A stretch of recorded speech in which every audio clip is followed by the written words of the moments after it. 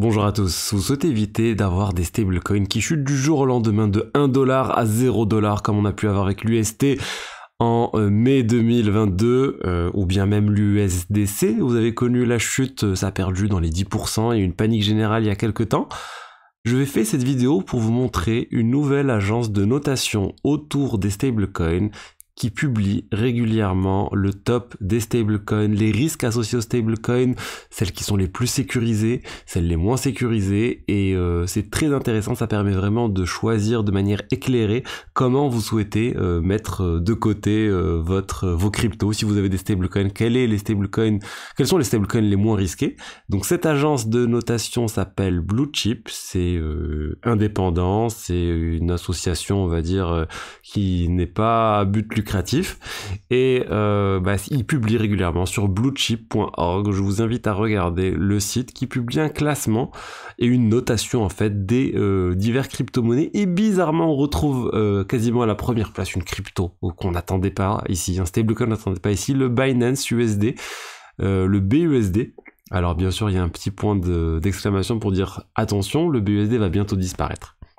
Mais je voulais revenir sur ce classement parce que c'est très intéressant. Je vais pas parcourir l'ensemble des vidéos, l'ensemble des stablecoins. On va faire un zoom sur l'USDC, sur l'USDT, sur le LUSD et sur un certain nombre d'autres stablecoins pour y voir un peu plus clair et voir comment cette agence de notation note ces stablecoins.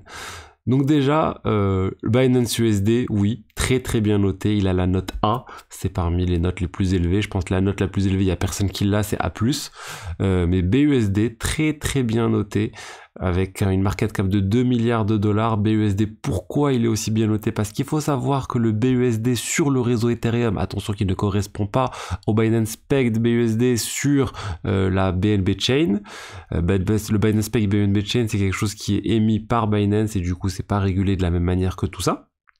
Mais le Binance BUSD, c'est quelque chose qui est émis par Paxos, c'est une boîte américaine qui a toutes les licences aux États-Unis pour émettre ce type de stablecoin, et c'est très réglementé. Et il est très bien noté pour toutes ces raisons. Ils disent attention, d'ici février 2024, on va dire le BUSD, il n'y en a plus la garantie que ça existe, et d'ailleurs on pourra plus convertir normalement les BUSD en dollars. Mais jusque-là, ça reste quelque chose de très sûr. C'est parmi les stablecoins les plus sûrs du marché grâce à Paxos. L'ensemble des réserves sont bien à part dans un compte vraiment qui est différent de la société, on va dire. Et disons que même dans le cas extrême où Paxos fait faillite, il y aura suffisamment d'argent sur les comptes, et surtout, la faillite de Paxos n'entraînera pas une faillite en fait qui pourra faire couler les fonds associés au BUSD. C'est quelque chose de très important pour la notation de Bluechip, parce que voilà, imaginez, je vais donner un exemple, imaginez que FTX avait sorti un stablecoin, et d'ailleurs a priori c'était prévu, et bien suite à la faillite de FTX, et bien l'ensemble des fonds qui auraient servi de collatéral au stablecoin de FTX, et auraient été pris dans tout le processus de faillite de FTX, et du coup les gens qui avaient de l'argent en stablecoin FTX, potentiellement ils auraient plus grand chose. Donc voilà pourquoi c'est important selon Bluechip d'avoir cette séparation vraiment très claire entre les fonds, le collatéral en fait, et sur l'assurance que même en cas de faillite, ça n'entraînera pas un danger sur les fonds. Donc Binance BUSD, très bien noté, quasiment les meilleures notes. Sur la décentralisation, bien sûr, beaucoup de risques parce que c'est pas un stablecoin décentralisé, mais ça ne joue pas sur la notation parce que il différencie en fait clairement les stablecoins qui se veulent décentralisés et les stablecoins qui se veulent centralisés, donc ça ne joue pas réellement sur la note. Et le classement. Donc BUSD, très bien noté, mais bon, clairement à éviter parce que ça va bientôt disparaître.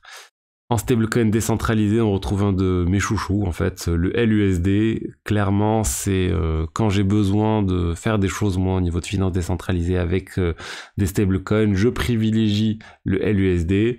Quand il y a besoin potentiellement de liquider des cryptos ou que j'ai pas envie de vendre, je peux faire un prêt sur les cryptos avec le LUSD, avec l'Ether, et ça marche très bien, et je suis, moi, confiant, je suis serein, en tout cas, quand je fais ça avec le LUSD.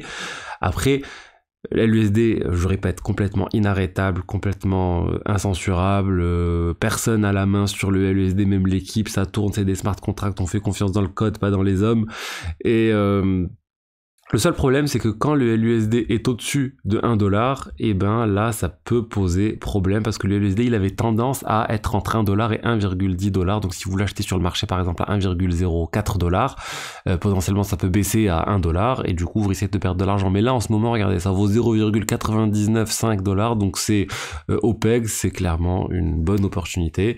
Et après, vous pouvez juste, sinon, l'acheter l'acheter ou plutôt le minter, le créer à partir de vos Ethers en faisant un prêt sur les applications. Mais bon, tout le monde n'a pas envie de faire ça, mais là sur le marché c'est clairement très intéressant.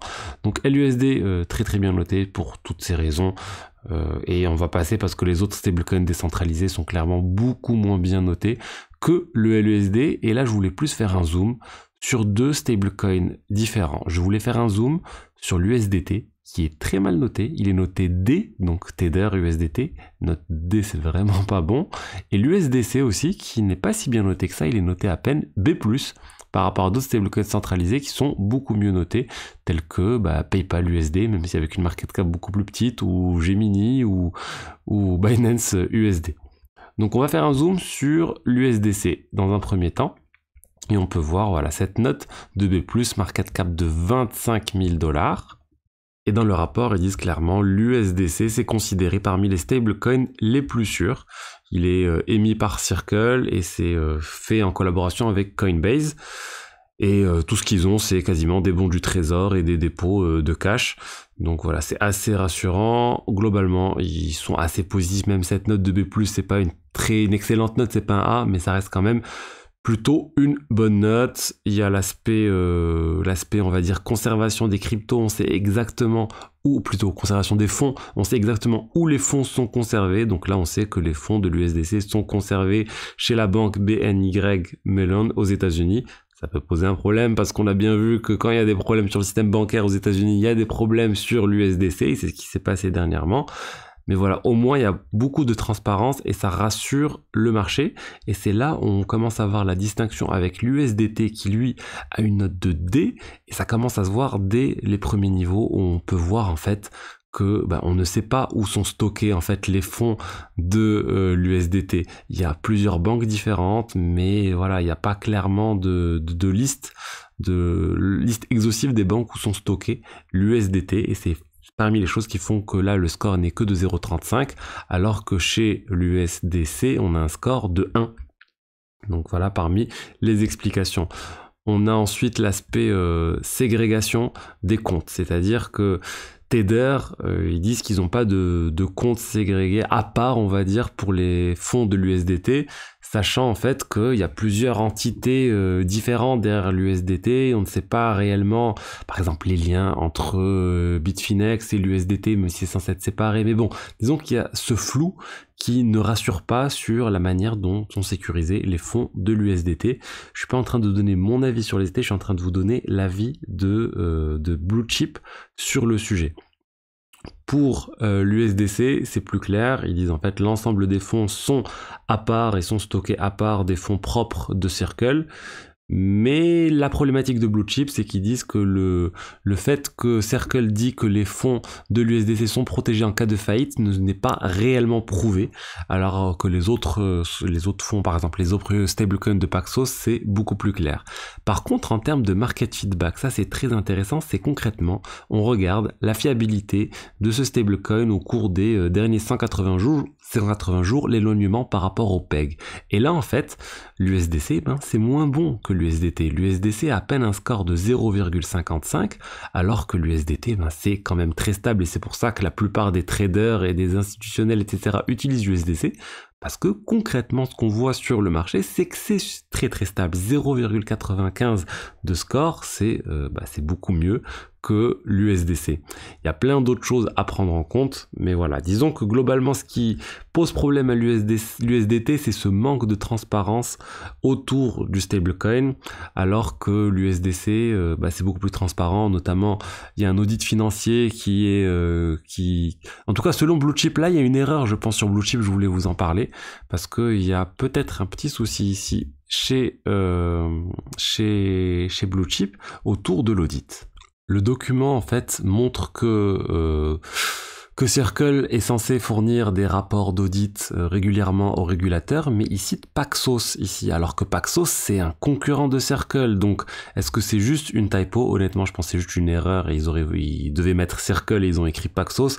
Mais du coup, selon le rapport de Blue Chip, Circle fournit et doit fournir des rapports réguliers d'audit au NYDFS. Après, ces rapports ne sont pas publiés publiquement sur le site, mais ils ont le mérite d'exister en tout cas, et c'est ce qui rassure d'une certaine manière aussi davantage sur l'USDC par rapport à l'USDT. Donc voilà, globalement en fait, deux stablecoins les plus gros, l'USDT qui n'a pas une bonne note alors que l'USDC a une meilleure note, et le LUSD est vraiment très très bien positionné. Donc je vous invite un peu à parcourir tout ça, n'hésitez pas si vous avez des questions sur des choses que vous comprenez pas, sur certains points, j'ai pas mal analysé le site et la manière de voir le sujet, mais disons que voilà, de manière assez high level, c'est que si vous stockez tous vos fonds en USDT, sachez qu'il y a quand même un peu de doute sur la manière dont est géré l'USDT, et du coup, on n'est jamais à l'abri d'une mauvaise surprise, on l'a pu le voir avec FTX, avec un certain nombre de choses. S'il se passe quelque chose et que tout bascule et qu'il y a un problème, et l'USDT risque d'avoir des soucis alors qu'il y a d'autres entités qui ont moins de problèmes, mais bon, moins de problèmes quand l'ensemble des fonds sont aux États-Unis, c'est aussi un problème. On a pu voir qu'avec le système bancaire américain qui a failli vaciller il y a quelques temps et ça a entraîné une chute de l'USDC. Donc comment se prémunir de tout ça?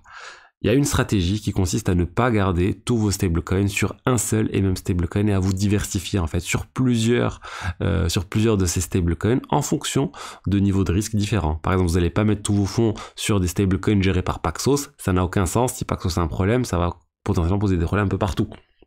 Mais l'idée, voilà, d'avoir, je vous donne un exemple, c'est d'avoir 30% des stablecoins en LUSD, d'avoir 30% sur Gemini, d'avoir 30%, j'ai dit 30%, j'aurais dû peut-être faire à 25%, 25% sur de l'USDC et 25% sur de l'USDT. C'est juste pour un peu ne pas prendre trop de risques sur un seul de ces stablecoins. Prenez des profils de risque différents, des scénarios de risque différents pour voir, voilà, si jamais il se passe quelque chose aux États-Unis, qu'est-ce qui va arriver avec mes stablecoins? Si jamais il se passe quelque chose au niveau de Tether, qu'est-ce qui va arriver de mes stablecoins? Si les smart contracts de Liquidity se font pirater, qu'est-ce qui va se passer? Oui, c'est clairement un risque, mais voilà, le temps, on va dire, a montré qu'ils étaient robustes, ce que ça veut dire qu'ils vont jamais être piratés. Ça reste aussi un risque à prendre, mais voilà, les gens sont assez confiants parce que ça gère actuellement, voilà, à 240 millions de dollars. Si quelqu'un arrive à les pirater, il peut déjà voler 250 millions de dollars et ça, c'est pas fait. Donc bon, c'est plein de choses différentes. Je vous invite un peu à me donner votre avis aussi. C'est quoi votre stablecoin favori? Et si vous avez des questions, n'hésitez pas en commentaire. À lundi, du coup, pour une vidéo d'actualité sur les cryptos. J'avais commencé aujourd'hui, je voulais faire une vidéo d'actualité, mais je suis tombé en fait sur ce site que je trouvais très intéressant. Et il n'y avait pas non plus d'actualité, on va dire, majeure par rapport à ce que j'ai déjà parlé, ce dont j'ai évoqué hier. Donc j'ai préféré faire un zoom sur Blue Chip et je vous dis à lundi pour la suite. Au revoir.